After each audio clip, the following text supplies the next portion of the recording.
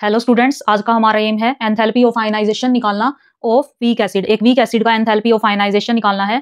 तो last time हमने क्या किया था? लास्ट टाइम हमने एंथैल्पी ऑफ न्यूट्रलाइजेशन निकाली थी of strong acid with strong base, और हमने कैलोरीमेट्री की हेल्प से वो वैल्यूज निकाली थी।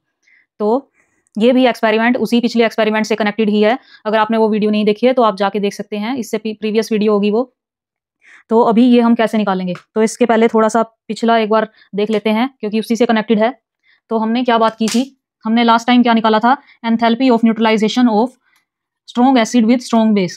क्या निकाला था? Enthalpy of neutralisation of strong acid with strong base. तो ये हमने रिएक्शन लिखी थी, ये रिएक्शन हमने लिखी थी। तो हमने क्या बात की थी कि ये रिएक्शन एक्चुअली न्यूट्रलाइजेशन की रिएक्शन में क्या हो रहा है? H प्लस OH माइनस मिलके H2 बना रहे हैं।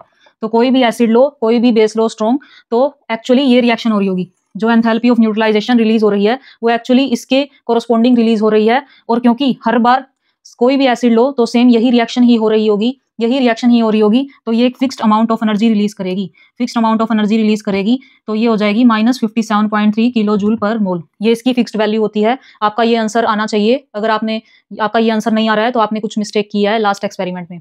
तो ये आंसर आना चाहिए क्योंकि ये एक फिक्स्ड वैल्यू होती है। तो ये बात हो गई स्ट्रॉन्ग एसिड की स्ट्रॉन्ग बेस के साथ, ये बात हो गई स्ट्रॉन्ग एसिड की स्ट्रॉन्ग बेस के साथ। पर अभी हमें बात करनी है वीक एसिड की। तो हम अगर इसमें वीक एसिड ले लेंगे, इसकी जगह पे अगर हम वीक एसिड ले लेंगे तो क्या होगा?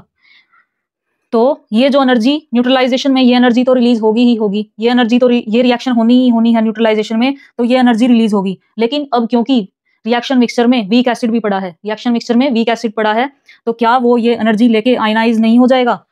क्या वो ये एनर्जी लेके आयनाइज नहीं हो जाएगा? उसका आयनाइजेशन बढ़ जाएगा ना। ये एनर्जी लेके वो आयनाइज हो सकता है, ये एनर्जी लेके वो आयनाइज हो सकता है। हमें पता है कि वीक एसिड कंप्लीटली आयनाइज नहीं होता है, उसका डिसोसिएशन इतना अच्छा नहीं होता है, लेकिन अगर उसे ये एनर्जी कहीं से मिल जाए तो वो आयनाइज हो जाएगा, तो वो आयनाइज हो जाएगा। तो जो वीक एसिड और वीक एसिड का अगर हम स्ट्रॉन्ग बेस के साथ एंथैल्पी ऑफ न्यूट्रलाइजेशन निकालें तो वो ये वैल्यू नहीं आएगी, वो उससे कुछ कम आएगी, क्योंकि कुछ उसमें से जो एंथैल्पी है वो आयनाइजेशन ऑफ वीक एसिड में चली गई होगी, उसमें यूटिलाइज होगी। तो ये कंसेप्ट का यूज करके हम enthalpy of ionisation of weak acid निकालेंगे। तो देखिए क्या होगा, हम इसमें बेस कांस्टेंट ही रखेंगे, NaOH ही रखेंगे।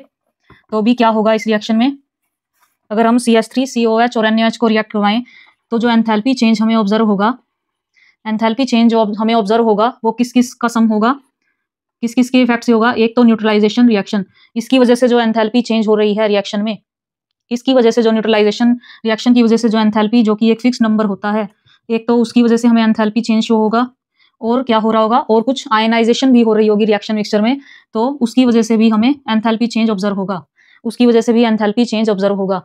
तो ये जो है, ये वैल्यू हम कैलोरीमेट्री से निकाल सकते हैं कि हमें कितनी एंथैल्पी ऑब्जर्व हुई। ये हम कैलोरीमेट्री से डेल्टा H ऑब्जर्व लिख लीजिए यहाँ पे।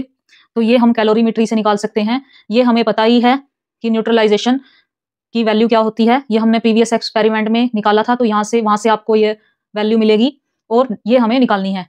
तो अभी देखते हैं एक्सपेरिमेंट क्या करना है। ये बाद में हम इक्वेशन लिखेंगे, फिर से ये यूज करेंगे हम बाद में आयनाइजेशन निकालने के लिए। तो अभी हमें एक्सपेरिमेंट बिल्कुल आसान है, बिल्कुल सेम है। अगर आपने प्रीवियस वीडियोस फॉलो की हैं तो आपको अभी समझ आ जाएगा कैसे किया था।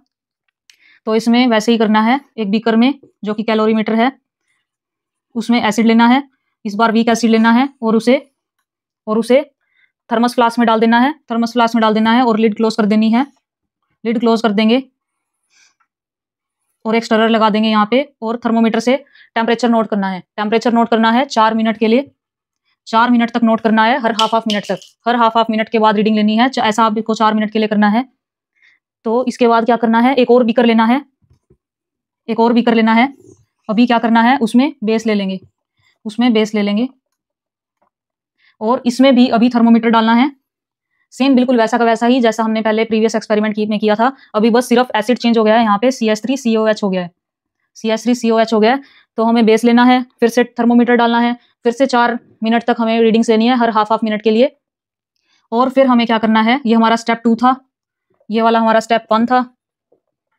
इसमें हमें क्या करना है, ये कंटेंट्स इस वाले बीकर में मिक्स कर देने हैं, इस वाले बीकर में मिक्स कर देने हैं।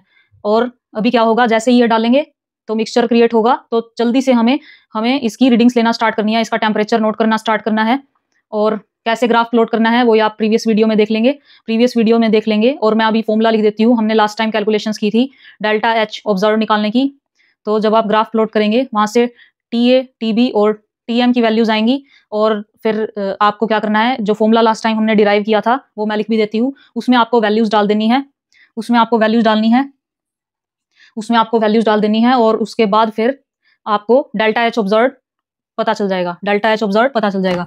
तो मैं एक बार वो फॉर्मूला लिख देती हूँ यहाँ पे।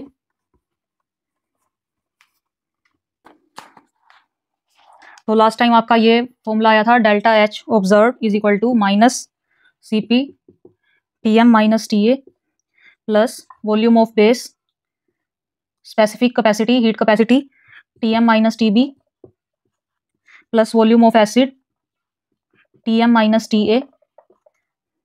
तो ये आपकी इक्वेशन आई थी। इसमें आपको अभी जो ग्राफ प्लॉट करेंगे वो आप ग्राफ देख लेना कैसे प्लॉट किया था हमने लास्ट टाइम। अभी जो ग्राफ प्लॉट करेंगे उससे ये वैल्यूज आएंगी, वो आपको डालनी है, और इस फॉर्मूले से आपको डेल्टा एच ऑब्जर्व आ जाएगा, पता चल जाएगा।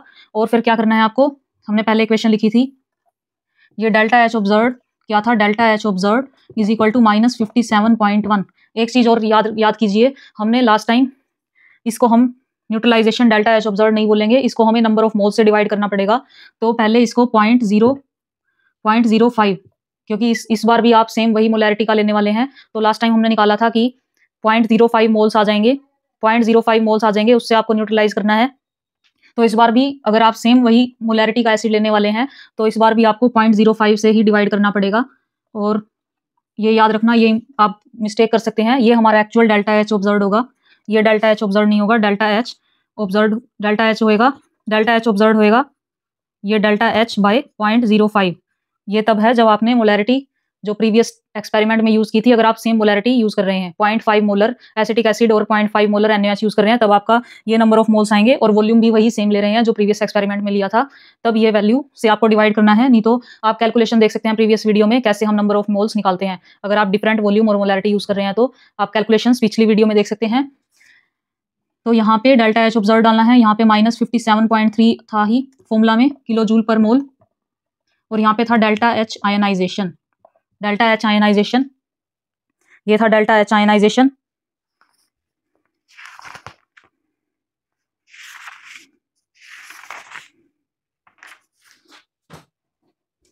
तो इस यहाँ से आपको डेल्टा एच आयनाइजेशन की वैल्यू पता चल जाएगी। तो ये बहुत ही सिंपल एक्सपेरिमेंट है, आप इसको इजीली समझ गए होंगे।